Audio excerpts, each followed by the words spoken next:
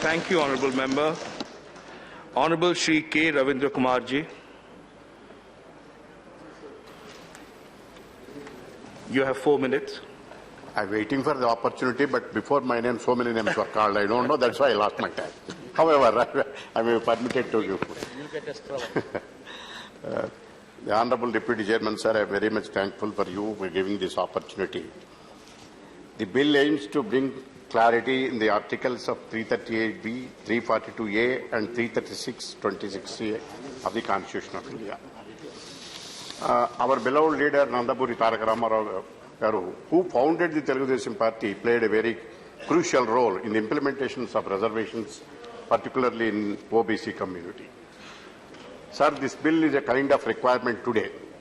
It is inevitable. We all know that after the Supreme Court judgment, the centre is compelled to bring this bill because the states have their own rights to recognize the underprivileged communities which need that kind of empowerment.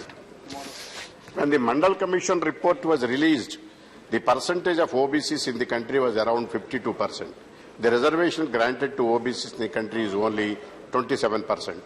Pursuant to the judgment of the Apex Court, there was an apprehension in the minds of the people that the Article 342A of the Constitution abrogates the state power to legislate or classify in respect of any backward classes of citizens, and it affects the federal structure of the Constitution of India. Then, though the Amendment Bill 2021, the government has introduced a new clause 3 to the Article 342A of the Constitution of India. It also replaced certain words with words and also an explanation with a view to bring more clarity. This would certainly clear the doubts that have arose in the minds of the people. Sir, I myself and my party stands to support this bill. The emancipation and uplift the neglected class of society is very close to the heart of the soul of the Telugu Desam Party. The hitherto neglected people are taken care by the reservation, which is considered as a measure of social justice. It has always been there, but some reason it did not happen before. But in the year 2021, when the central government is taking up the census today, it is definitely required. We have to know what percentage of the population is there in each caste. Each caste is standing in the social fabric of this country. Unless we have those kinds of numbers, unless we have the fact, and unless we have those figures, we cannot ensure the proper policy making in this country. That is what we see when we make any kind of policy.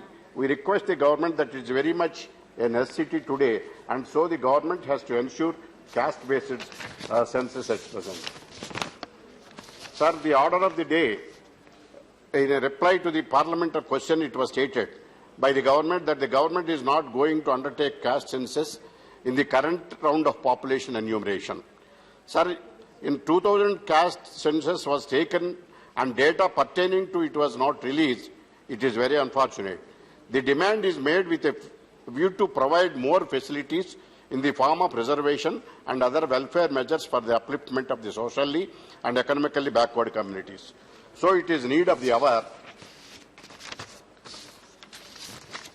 Sir, I just wanted to remind the central government that the reservations has to be implemented in the jobs. It is not yet done. We welcome any steps towards upliftment of OBCs, but still a lot of things need to be done in terms of OBCs.